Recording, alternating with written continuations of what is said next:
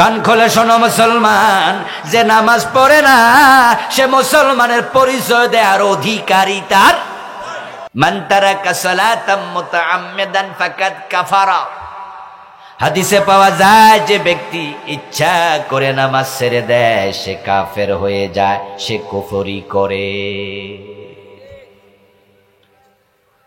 সহিহ মুসলিমে এসেছে বাইনাল মারই ওয়া বাইনাল কুফরি ওয়াশ শিরকি তারকুস সালাহ। একজন ব্যক্তি মুমিন না মুশরিক, কাফের না মুমিন, তার পার্থক্যকারী শুধু নামাজ। যার নামাজ নাই তার ঈমান নাই। রাসূলুল্লাহ সাহাবারা বেনামাজিকে মুমিন ভাবতেন না, চুরি করলো কাফের বলতেন না, মদ খাইলেও কাফের বলতেন না। ইন্না সাহাবা রাসূলিল্লাহি সাল্লাল্লাহু আলাইহি ওয়াসাল্লাম লা ইয়ারাউনা শাইআম মিনাল আমালি তারকুহু কুফরা গায়রাস সালাত। আব্দুল্লাহ ইবনে শাকীক আল-কাইলি প্রখ্যাত তাবী। এই এখানে আজান পরে দিয়েন যারা মসজিদ কাছে আছে, আজানটা আরো পরে দেন। কত মিনিট পরে দেবে মাহফিল কমিটি? 10 মিনিট নাকি 15 মিনিট? তাহলে 15 মিনিট পরে আজান দেন। কি আরো আধা ঘন্টা আওয়াজ শুনবেন? আচ্ছা দেখা যাক, তাহলে আজান তারা দেরিতে দেখ। হ্যাঁ, কাছে মসজিদ যিনি আছে মুয়াজ্জিন সাহেব, আপনি আজানটা একটু পরে দিন। আব্দুল্লাহ ইবনে শাকীক আল-কাইলি রাহিমাহুল্লাহ একজন প্রখ্যাত তাবী। উনি বলতেছেন রাসূলুল্লাহ সাহাবারা চুরি করলে তারা কাফের বলতো না, হাত কেটে দিত, মরে গেলে জানাজার নামাজ পড়তো। মদ খাইলে কাফের বলতো না, 80 বেত লাগাইতো, মরে গেলে জানাজার নামাজ পড়তো। গায়রাস সালাত, তবে যে নামাজ ছেড়ে দিত তাকে আর মুমিন ভাবতো না।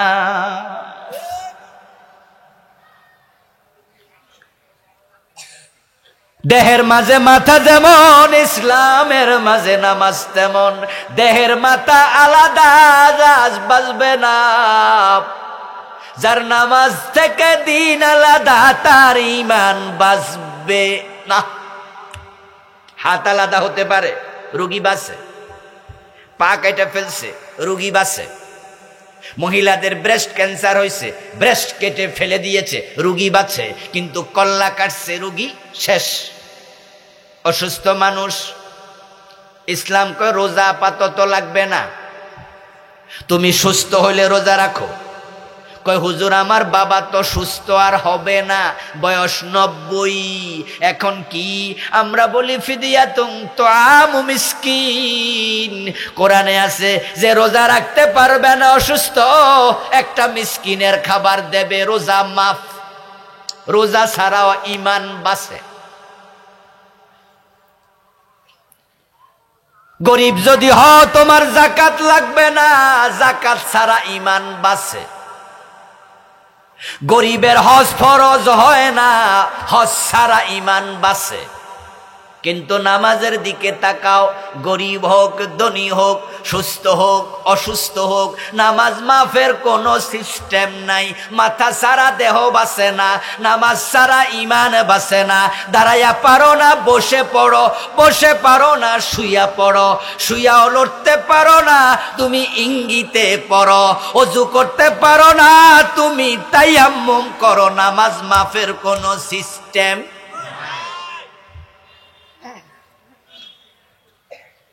হুঁশ আছে যতক্ষণ নামাজ ফরজ। টেকনাফ থেকে রওনা দিলেন, সেন্ট মার্টিন দেখতে যাবেন। অর্ধেক পথে যাওয়ার পরে দেখবেন বঙ্গোপসাগরের পানি ছাড়া কিছু দেখা যায় না, চারিদিকে থই থই পানি। হঠাৎ করে লঞ্চ ডুবে গেল, হতে পারে না? নামাজের মাসালা কি? যদি লঞ্চ ডুবে যায় তাহলে আমরা যারা সাঁতার জানি আমরা বাঁচার জন্য সাঁতার কাটতে থাকবো। কিন্তু ডানে বামে সামনে পিছে জানি না তীর কোথায় আছে, আন্দাজে সাঁতার কাটছি। জীবন মৃত্যুর সন্ধিক্ষণ চলছে, স্ট্রাগল, জীবন যুদ্ধ। এর মাঝে হুঁশ আছে, তাকায়া দেখেন সূর্য ডুবে যায়। মনে পড়ে গেছে আসরের নামাজ পড়েন নাই। মাসালা হলো, হুঁশ যদি থাকে সাঁতার কাটতে কাটতে ইশারায় তখনও আসর পড়তেই হবে। হুঁশ যদি থাকে, সাঁতার কাটো, ইশারায় নামাজ পড়ে থাকে, তখনও মাপ নাই। নামাজ মাফ তো দূরের কথা, কাজা করার অনুমতিও নেই। তখনও কাজা করবা না, চেষ্টা করো পারো কিনা। যদি না পারো তাহলে পরে ফুরবা, মাফ নাই।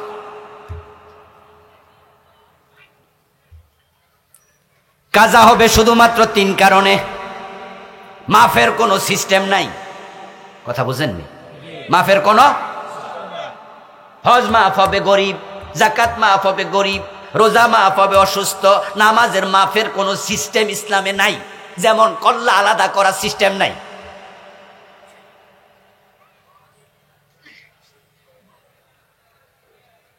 তিন কারণে নামাজ কাজা হবে। জায়েজ আছে, ঘুমিয়ে আছেন, টের পান নাই, উঠেন, নামাজ পড়েন, সূর্য উঠে গেছে, অসুবিধা নাই। আল্লাহ বলে ছাড় দিলাম, কারণ তুই টের পাস নাই। লা ইউকাল্লিফুল্লাহু নাফসান ইল্লা মুসআহা। মানুষের সাধ্যের বাহিরে কোনো দায়িত্ব আল্লাহ মানুষকে দেয় না। রাসূলুল্লাহ সাল্লাল্লাহু আলাইহি ওয়াসাল্লাম তিনি যুদ্ধের মাঠ থেকে বাড়িতে ফিরছেন। এই মাইকওয়ালা আওয়াজ বাড়াও, বুঝলাম আওয়াজ বাড়া ঠাস ঠাস করে হয় না কেন? রাসূলুল্লাহ ফিরছেন, পথিমধ্যে তিনি তাবু খাটালেন, সাহাবারাও বিশ্রাম নিচ্ছে। রাত্রিবেলা, মধ্যরাত, হযরত আলীকে রাসূল দায়িত্ব দিলেন, আলী আমরা কিন্তু ঘুমাচ্ছি, ফজরের টাইমে তুমি ডাক দিও। এখন তো আমরা মোবাইলে অ্যালার্ম দিয়া ঘুমাই, ঠিক না? গড়ির মাঝে অ্যালার্ম দেই, তখন কি মোবাইল ছিল নি? রাসূল বলছে, আলী এই তোমার দায়িত্ব দিলাম, তুমি ফজরের টাইমে আমাদের ডাইকা তুলিও। হযরত আলী রাদিয়াল্লাহু তাআলা আনহু ভাবলেন যে আমি এখন তাহলে দায়িত্ব পাইলাম, কি করি? উনি ওঁটটাকে পূর্বমুখী করে, সূর্য যেদিকে ওঠে ওই দিকে করে ওঁটটা দাঁড় করালেন। দাঁড় করাইয়া উনি ওঁটের পিঠের মাঝে বসে থাকলেন। ভাবতেছেন যদি সূর্যের আলো পূর্ব দিক থেকে আসবে, তখন কিছুটা রাত কমলে তো ওদিকটা আগে একটু হালকা ফর্সা হয়ে উঠবে, তখন আমি বুঝবো যে শোবে সাদেক। আলী বসে আছে ওঁটের পিঠে, রাসূলুল্লাহ, সাহাবারা ঘুমাচ্ছেন। সূর্যের কিরণ রাসূলের চোখে লাগলো, আল্লাহর হাবিবের সবার আগে ঘুম ভাঙলো। রাসূলুল্লাহ দেখে যে সূর্য মোটামুটি আরো 20-30 মিনিট, আধা ঘন্টা আগে উঠছে। তো সূর্যের কিরণে যখন উনার ঘুম ভাঙলো, উনি হযরত আলীর দিকে তাকাইলেন, দেখেন যে ওটের পিঠে বইয়া আলীও ঘুমাইতেছে। তো যারা দায়িত্ব দিছিলেন, বেড়ায় খেত খাইছে। আর বেড়া দিছে কি লেগা? খেত বাঁচানোর লাগে, বেড়া খেত খাইলেছে। আলী ঘুমাই গেছে। এই আলী! হযরত আলী তো উঠছে, কি করলা? আলী বলে, হুজুর সরি, আপনি যার কাছে পরাজিত হয়েছেন আমিও তার কাছে। মানে ঘুমে আপনারে যেমন শোয়াই দিছে, আজকে ঘুমে আমারেও শোয়াই দিছে। হুজুর আমি তো বইছিলাম, আমি বালাল লাগিয়া নেই, এনে ঘুমাইছি। আল্লাহ রাসূল বললেন যে ঠিক আছে, এই উপত্যকায় আমরা ফজর পড়ব না, এখানে শয়তানের প্রভাব আছে, চলো পাশে গিয়ে পড়ি। তাহলে ঘুমাইলে মানুষ যখন নিস্তেজ হয়ে যায়, তখন তার অধিকার তার উপর আর থাকে না, তখন সে আল্লাহর জিম্মায় চলে যায়। এই জন্য ঘুমিয়ে যদি নিজের অজান্তে নামাজ কাজা হয়, আল্লাহ এই জন্য পাকড়াও করবেন না। এটা হলো এক কারণ। তাহলে আজকে এই ওয়াজ শুই না, এখন থেকে বেশি করে ঘুমাই থাকবেন, ঠিক না? আজাদ হুজুর কয়ে গেছে ঘুমাইলে, এরকম নাকি?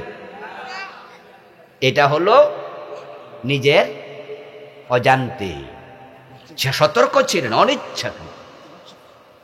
অনেকে এমন শুনি ফজরের নামাজ প্রতিদিন 7টা বাজে 8টা বাজে পরে, কারণ কি? হাদিসে পাইছি ঘুমাইলে অসুবিধা নেই।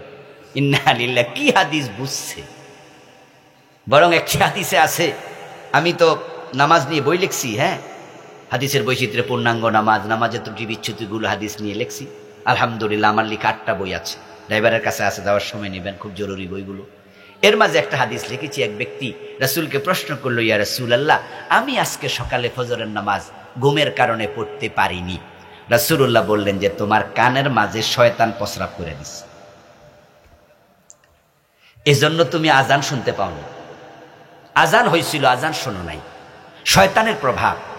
আর যে উপত্যকা রাসূল নামাজ কাজা করছেন সেখানে আজান দেয় আর কেউ নাই, যে আজান দিব হেও তো ঘুমাইতেছে, সাহাবারাই তো আজান দিব নাকি, হে তো সবাই মিললে ঘুমাইছে। এজন্য আপনি ভাববেন না ইচ্ছা করে ঘুমানো যাবে, ইচ্ছা করে ঘুমাইলে আল্লাহ শক্ত করে দেবে। 2 নাম্বার, যদি মানুষ ভুলে যায়, এমন ব্যস্ত কখন যে জোহরের টাইম চলে গেল, আসরের আজান হলো, টেরি পান নাই। এমন ব্যস্ত ছিলেন কখন যে মাগরিবের সময় চলে গেল, টের পান নাই। যদি ভুলে যান, আল্লাহ মানুষকে ভুলে যাওয়া বস্তুর জন্য পাকড়াও করে। 3 নাম্বার হলো যদি কেউ বেহুশ হয়ে যায়, কিছুক্ষণের জন্য বেহুশ ছিলেন, এমন যদি হয় যে 4-5 ওয়াক্ত 2 দিন 3 দিন বেহুশ, ওই কয় ওয়াক্ত আলেমরা বলেন যে কাজা করা লাগবে না। কিন্তু নামাজের ওয়াক্ত পেয়েছিলেন, জোহরের নামাজের ওয়াক্ত এখন হয়ে যায় 12টার দিকে, 12টা বাজার 5-10 মিনিট আগে হয়ে যায়। কিন্তু বাংলাদেশে নরমালি আমরা জোহরের নামাজ জামাত কয়টায় পড়ি? 1:15 বা 1:30টায় পড়ি। ওয়াক্ত হয়েছিল কি 1:15 আরো আগে, 12টা। যদি কোনো ব্যক্তি 12:30 বাজে বেহুশ হয়, তাহলে সে কিন্তু জোহরের ওয়াক্ত পাইছিল। সে এখন বেহুশ ছিল লাগাতার ধরেন 2 দিন 3 দিন, এই 3 দিনের নামাজ কাজা করা লাগবে কিনা? একদল আলেম বলেন লাগবে না, কারণ যেহেতু এই টাইমে তার উপর নামাজ ফরজি ছিল না। আরেক দল আলেম বলেন যে না, যদি হিসাব রাখতে পারে আদায় করে নে। কিন্তু ওই জোহরটা যেটা সে আধা ঘন্টা 1 ঘন্টা সুযোগ ছিল পড়ার, পরে নাই, এটা কাজা করতেই হবে। এটা কাজার অধীনে 3 কারণের এক কারণ, সেটা হলো বেহুশ হওয়া। এই 3 কারণ ছাড়া নামাজ কাজাই করা যায় না, আর বাদ দূরের কথা। নামাজ বাদ দিলে ঈমান চলে যাবে। আমার প্রিয় ভাইয়েরা, ইসলামে পরিপূর্ণ প্রবেশ করো, অর্ধেককে ইসলাম নিয়ে আল্লাহর কাছে যেও না। আমরা যেতে চাচ্ছি, হ্যাঁ রেডি হইছি অনেকে, নামাজ কালাম না পড়াও জান্নাতের কাঁঠাল খাবে, মুছে তল দে কষ যেন না লাগে। দোতরা কাঁধে নিয়ে দোতরা বাজায়া গান করে নামাজনি ইবাদাতিকা, একবার পড়তেন সাইয়্যিদুল ইস্তিগফার আল্লাহুম্মা আনতা রাব্বি লা ইলাহা ইল্লা আনতা খালাকতানি, এই লম্বা দোয়াটা। একবার পড়তেন শাহাদাত আশহাদু আল্লা ইলাহা ইল্লাল্লাহু ওয়াহদাহু লা শারীকা লাহু। আমার রাসূল কত আদিয়াল মাসুরা পড়তেন। এখন বাংলাদেশে রাসূলুল্লাহর সুন্নাহগুলো মরে গেছে। এগুলো দাফন কাফনের ব্যবস্থা করছে কিছু ইমাম সাহেব হুজুর, সালাম ফিরে আল্লাহুম্মা আমিন কইছে, এরপর মুখ মুছা দিছে। রাসূলের শিখানো এই দোয়াগুলো হুজুরও পড়ে না, মুসল্লিও পড়ে না। হুজুররা যদি সিদ্ধান্ত নেয় যে আমরা আজ থেকে সালাম ফিরাইয়া 5 মিনিট লাগাইয়া, 3 মিনিট লাগাইয়া, 4 মিনিট 5 মিনিট লাগাইয়া আমরা এই দোয়াগুলো পড়বো, তাহলে কি জোর কইরা কে মুনাজাত করাইতে পারবো? আপনাদের মসজিদে বলবে যে হুজুর মুনাজাত করেন না, আপনি কইবেন যে করবো না, কইছি নাকি তুমি বইও 5 মিনিট পরে করো। আগে এগুলো ফইরালো, ঠিক কিনা? 4-5 মিনিট পরে এবার আল্লাহুম্মা আমিন কোন, দেখবেন যে মুসল্লি অর্ধেক আপনার লগে নাই, সুন্নাত পড়ে এমনি গেছে না। সিস্টেম আপনি চালু করে দেন, কেন আপনি করলেন না? এখন আল্লাহুম্মা আমিন কইছে।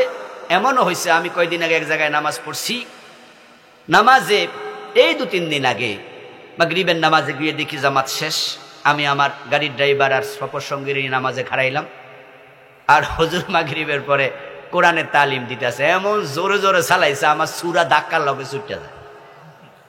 আচ্ছা যাক, কোরআন শিখাচ্ছে শিখাক, কিন্তু আল্লাহুম্মা আমিনের ধাক্কা তো মাঝে মাঝে সূরা ছুটে যায়, যায় না? যে হুজুর তো আল্লাহুম্মা আমিন মাইকে চালাইছে, আর পিছনে যাদের 1-2 রাকাত ছুটে গেছে তাদের উফাইটা কি হইতাছে? আচ্ছা এই যে হুজুর আল্লাহুম্মা আমিন কইলো, এটা কি ফরজ ওয়াজিব? হুজুরও কয় যে না, এটা এমনি, এটা সুন্নত বা মুস্তাহাব। তো যে বেটা কেরাত পড়ে এটা কি সুন্নত না ফরজ? তা আমনের মুস্তাহাবের ধাক্কা যে বেটার ফরজ ছুটে যায়। ওরে বাবা রে বাবা, আবার তো মসজিদের সভাপতির মার এসো জান্নাতুল ফেরদাউসে দিয়াই, এতে করে বেতন বাড়বো। হুজুর দোয়া লম্বা করে দিলে সেক্রেটারিও কইব যে হুজুরটা খুব বালা হুজুর। যে আমার মা বাবার বেহেশতে না ফাটাইয়া একদিনও দোয়া শেষ করে না। কিছু কিছু আলেম বলে হুজুর না, আমরা তো বুঝাছে তাই আমরা কি করি, আমরা জোরে আওয়াজ করি না। মাগরিবের নামাজে সালাম ফিরাইয়া এমন মসজিদও পেয়েছি শুধুমাত্র আল্লাহুম্মা আমিন বলে 30 সেকেন্ড চুপ থেকে আবার বলে আমিন। উনি কি দোয়া করছে আমরা শুনি নাই, তাই ডিস্টার্বও হয় নাই। কিন্তু আমরা শ্রোতারা হুজুর যখন আমিন কইয়া মুখ মুছলো, আমরাও কইছি আমিন। আমিন শব্দের অর্থ হলো আল্লাহ কবুল করো। তো আল্লাহ জিগায় উনি কি কইছে তুই হুনছত নি, কোনটা কবুল করতাম? ইসলামে আপনি আসবেন কি আসবেন না, ঈমান আপনি গ্রহণ করবেন নাকি করবেন না, এটা আপনার বিষয়। আপনি যদি ইসলাম গ্রহণ না করেন, কালেমা না পড়েন, আল্লাহ আপনাকে জোর করে মুসলমান বানাবেন না। কিন্তু ইসলাম গ্রহণ করার পরে অর্ধেক ইসলাম মানার কোনো সুযোগ নাই। বর্তমানে শীত একটু কম না বেশি? ফজরের টাইমে বেশি শীতের কারণে কেউ যদি ফজরের নামাজ ইমাম সাহেবের সাথে 1 রাকাত পড়া বাড়ি চলে যায়, তার সওয়াব হবে অর্ধেক, আর যে 2 রাকাত পড়ে তার সওয়াব হবে পূর্ণ। ঠিক না? কিরে ভাই, আপনি যদি মনে করেন শীত বেশি তাই একবারে না পড়ার সে অর্ধেক তো পড়ছি, এজন্য আপনি 1 রাকাত পড়া চলে গেছেন, আর মনে মনে ভাবছেন সওয়াব অর্ধেক পাইছি। এই ভাবনা কি ভুল না ঠিক? পড়লে 2 রাকাত, না পড়লে নাই, কিন্তু অর্ধেক পড়ার কোনো সিস্টেম নাই। আপনি অর্ধেক নামাজ পড়ে যদি নিজেকে অর্ধেক নামাজি মনে করেন, আপনি ভুল ভাববেন। অর্ধেক নামাজি হওয়ার কোনো নিয়ম আল্লাহ দেয় নাই। হয়তো নামাজি না হয় বেনামাজি, ঠিক না? এখন ইসলাম মানার ব্যাপারও একই কথা। ইসলাম মানলে পুরা মানো, না হয় মাইনো না, কিন্তু অর্ধেকটা মুসলমান হওয়ার কোনো সুযোগ নেই। فَمَن شَاءَ فَلْيُؤْمِنْ وَمَن شَاءَ فَلْيَكْفُرْ। আল্লাহ তাআলা কোরআন মাজিদে বলছেন, যার ভালো লাগে মুমিন হও, যার ভালো লাগে না সে কাফের হও, কিন্তু অর্ধেকটা মুমিন হওয়ার সুযোগ নেই। ইন্নামাল মুমিন কাল জামালিল আনিফ হাইসুমা কিদান কাদ। রাসূলুল্লাহ সাল্লাল্লাহু আলাইহি ওয়াসাল্লামের জন্য বলেছেন, যদি তুমি মুমিন হও, তুমি হবে সেই ওটের মতো, যে ওটের নাকের ভিতর তার মালিক রশি ঢুকাইয়া দিছে। মুমিন যদি হও, ওই ওটের মতো হও, যেই ওটের নাকের ভিতরে মালিক রশি ঢুকাইছে। সেই ওট স্বাধীন না পরাধীন? মন মতো চলে না, মালিকের টান মতো। মালিক টানে যেদিকে কদম দিবে, উল্টা পাল্টা চলার কোনো সুযোগ।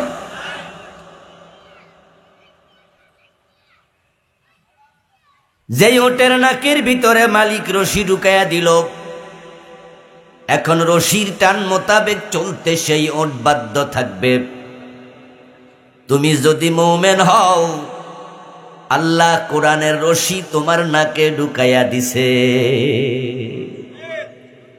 কোরআনকে বলা হয় হাবলুল্লাহ, ওয়াতাসিমু বিহাবলিল্লাহি জামিয়ান ওয়া লা তাফাররাকু। আল্লাহ বলছে, তোমরা সবাই মিলে আল্লাহর রশি শক্ত করে আঁকড়াইয়া ধরো। এই হাবলুল্লাহর ব্যাখ্যা সব মুফাসসির করছে কোরআন, ইসলাম, ঈমান। এ কোরআন, ইসলাম, ঈমান হলো আল্লাহর রশি। তাহলে বোঝা গেল আল্লাহরও একটা রশি আছে।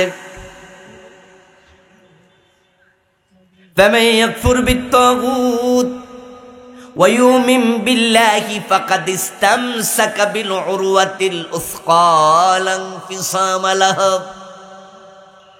অন্য আয়াতে আল্লাহ বলেন যে ব্যক্তি তাগুতের সাথে কুফরি করে আল্লাহর উপরে ঈমান এনে কালেমাটা পড়ল, সে একটা শক্ত রশির সন্ধান পেল, শক্ত রশি আঁকড়াইয়া ধরল, ওই রশির নাম হলো ঈমান।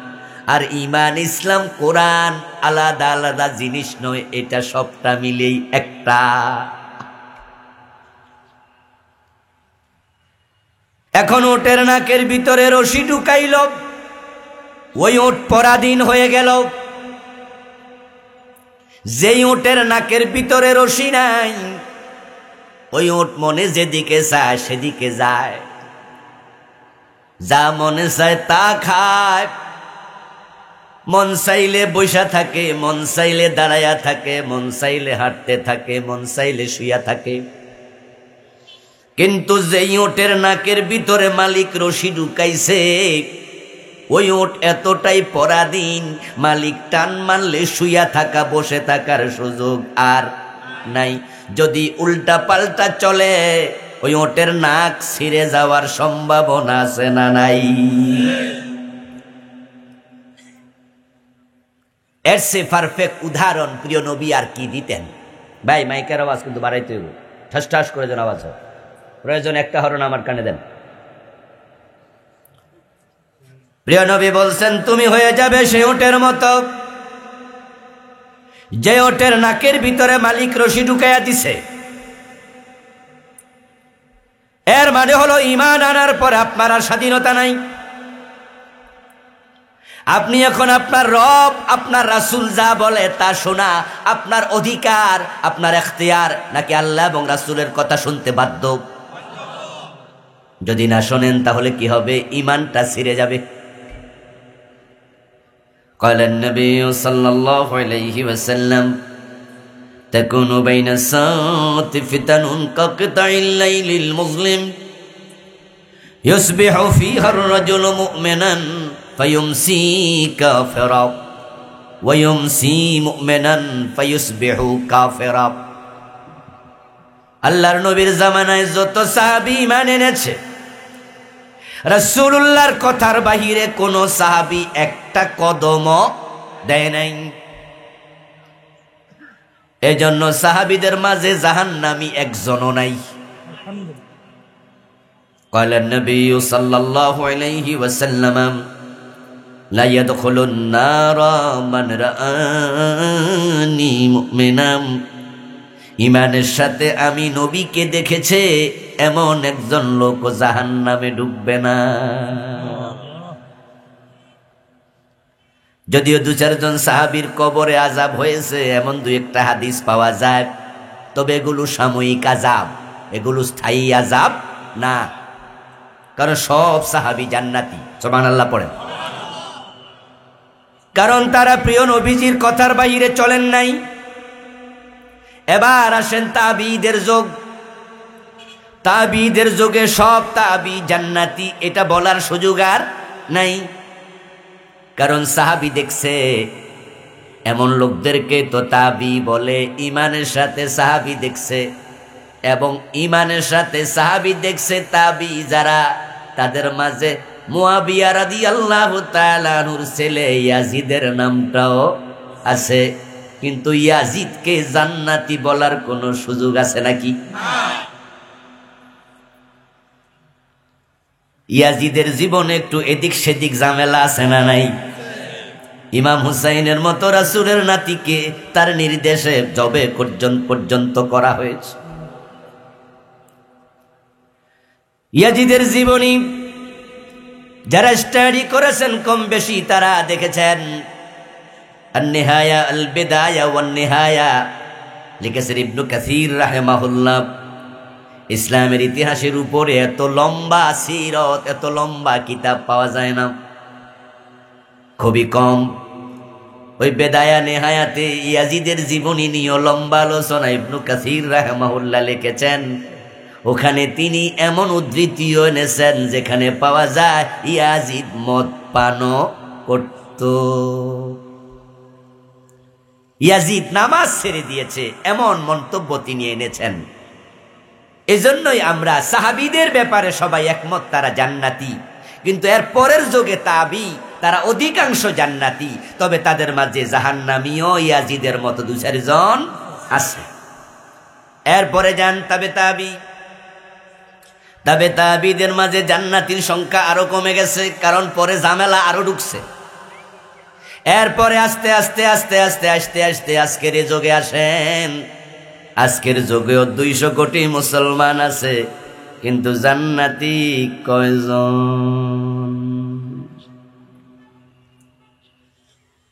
যুগ যত আগাবে জান্নাতীর সংখ্যা ততই কমবে। প্রিয় নবীজি বলছেন, কিয়ামতের আগে তাম দুনিয়া থেকে এত বেশি ফিতনা বের হবে, সূর্য ডোবার পরে অন্ধকার যেমন ধেয়ে আসে, চারিদিক থেকে আধার নেমে আসে। সূর্য ডোবার 10 মিনিট 20 মিনিট পরেই কিন্তু চারিদিক অন্ধকার হয় না, বরং আস্তে আস্তে কিছু কিছু কিছু কিছু অন্ধকার হতে হতে 1-1.5 ঘন্টা পরে দেখা যায় তামাম আকাশ কালো হয়ে গেছে। ঠিক কিয়ামতের আগে ফিতনা আস্তে আস্তে আস্তে আস্তে এত বেশি আসবে। প্রিয় নবী ভবিষ্যৎবাণী করলেন, ইউসবিহুর রাজুল মুমিনা ফায়ুমসি কাফিরা, লোকগুলো সকাল বেলায় মুমিন থাকবে, সন্ধ্যা বেলায় কাফের হয়ে যাবে।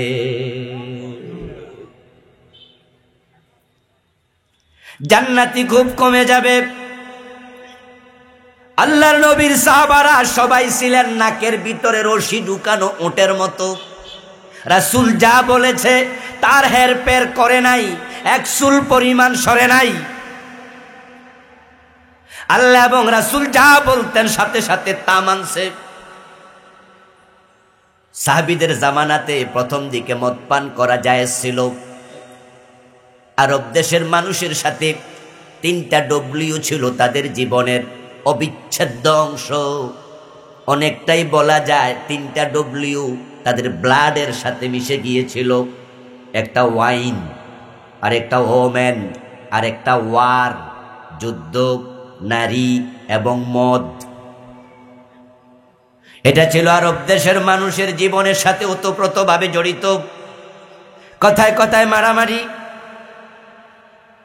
এবং মানুষ হত্যা করে দিব্যি নাস্তা করত, ভাত খাইতো, পান চিবাইত। একটা মানুষ যে খুন করছে এ নিয়ে অন্তরে কোনো কাঁপুনি নাই।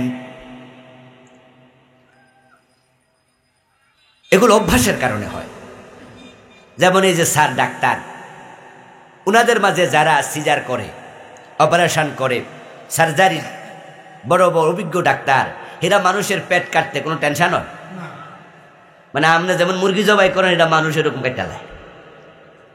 কিন্তু আপনারা যদি মানুষের পেট কাটতে দেয়, আপনি টান দিয়া নিজেই বেশ হয়ে যাবেন। অভ্যাসের ব্যাপার। আরব দেশের মানুষ মারত, যুদ্ধ করত কথায় কথায়, এটা কোনো ব্যাপার না। আরেকটা ছিল ওয়াইন, মদ। আরেকটা ওমেন, নারী, বিয়ে করতো 10টা 20টা 30টা 50টা 100টা। সকালে বিয়ে করে বিকালে তালাক দিত, বিকেলে বিয়ে করে সন্ধ্যায় তালাক দিত। একজন পয়সাওয়ালা প্রভাবশালী মানুষের অধীনে 40টা 50টা মেয়ে থাকতো, বউ তো থাকতোই, সাথে আবার বাজার থেকে কিনে দাসীও ব্যবহার করত। এর জন্য ইসলাম এসে বিবাহ কমাইতে কমাইতে কয়টার ভিতরে আনছে? কথা বলতে হবে। মাশাআল্লাহ, কয়টায় আনছে? তখন বিয়ে করত কি 4টা না আরো বেশি? সংখ্যা নির্ধারিত ছিল না, অনির্ধারিত। ইসলাম আসার পরে বলছে, ফানকিহু মা তাবা লাকুম মিনান নিসাই মাসনা ওয়া সালাসা ওয়া রুবা। তোমরা পছন্দসই মেয়েকে বিয়ে করো, সামর্থ্য যদি থাকে, আদালত প্রতিষ্ঠা করতে পারবা, এই তোমার মেন্টালিটি থাকে, তাদের মাঝে ন্যায় বিচার প্রতিষ্ঠা করে বউ চালাইতে পারবা, তুমি 2টি করো, 3টি করো, 4টি করো, 4 গিয়ে শেষ। এর মানে একসাথে 5-এর অধিকার আর নাই। আপনাদের কাছ থেকে আবার জবাব চাই, ইসলাম কি বিবাহ বাড়াইছে না কমাইছে? ইয়েস। যদিও আমাদের হিন্দু, বৌদ্ধ, খ্রিস্টান ভাইয়েরা আপত্তি করে, অমুসলিমরা বলে ইসলামে বহু বিবাহ কেন জায়েজ রাখছে। আমার কাছে কথা তো সময় তো কম, দুপুরের মাহফিলে সময় পাওয়া যায় না, কথা কিছু কওয়া যায় কিছু কওয়া যায় না। আমার ভাইয়েরা কথা তো বলবো যতটুকু সময় আছে। এর মাঝে মাহফিল কমিটি একটা স্লিপ ধরাই দিছে হাতের মাঝে। ওনারা ওনাদের মাহফিলের জন্য পর্যাপ্ত সময়ও পাননি, কালেকশনও খুব করেননি। তা আপনারা যারা মাহফিলে আসছেন, ভালো কাজে যদি আপনারা একটু সহযোগিতা করতেন, মাদ্রাসার জন্য মাহফিলের জন্য উপকার হতো। 2, 4, 10 টাকা, 20 টাকা, 100, 1000 টাকা দিলে কি খুব লস হয়ে যাবে? এজন্য ওনারা কিছু লোক পাঠাবে, আর আপনারা আওয়াজ ছাড়া যে যা পারেন দিতে থাকবেন।